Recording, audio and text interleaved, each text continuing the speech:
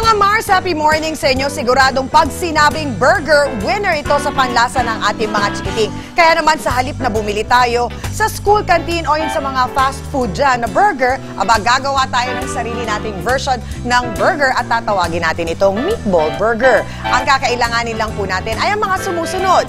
Giniling na karne ng baboy, sibuyas, bawang, breadcrumbs, egg white, asin at paminta, parsley, cream of mushroom, soy sauce, tubig, pandesal, at konting keso. Ang una po natin gagawin mga Mars, pagsasamahin lang po natin ang ating giniling na karne ng baboy sa isang mixing bowl. Kasama po ang ating sibuyas at ang atin pong bawang at ganun din ang ating breadcrumbs at yung ating egg white. So, paghahaluin lang po natin siya. At yung ating pong konting chopped parsley. Pag nahalo na po natin ito mabuti at nakita natin na kumakapit na yung ating karne sa breadcrumbs, bibilugin lang muna natin ito mga Mars at saka natin ipiprito hanggang siya po ay maging golden brown. So pag nabilog na natin mga Mars, ito po ang magiging itsura at ready na po at pwede na natin siyang lutuin.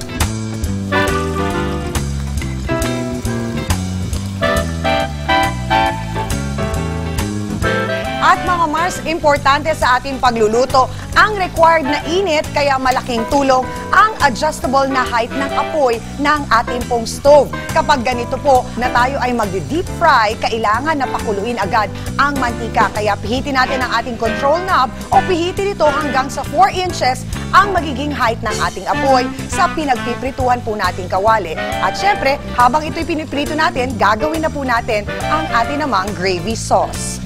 Ilalagay natin ating kaldero at syempre ang ating tubig at yung ating powdered cream of mushroom. So hahaluin lang natin ito hanggang sa makita natin na matunaw yung ating pong mushroom soup.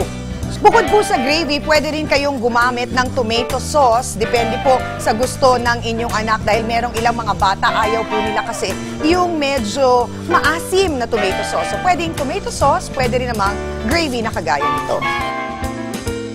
Ready na ang ating gravy sauce. So ito mga Mars, ipapalaman na natin ang ating meatball burger sa ating pandesal na ginawa natin dito kanina.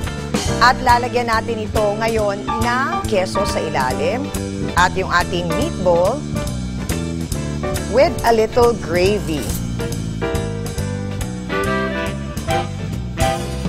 At ilalagay natin syempre sa ating baunan ng ating chikiting with matching note pa talaga of encouragement para mas lalong ganahan na kumain ng kanilang baon ng ating mga anak. So tutok lang po kayo dito palagi sa Good Morning Club para sa mga easy at masasarap na baon tips with love.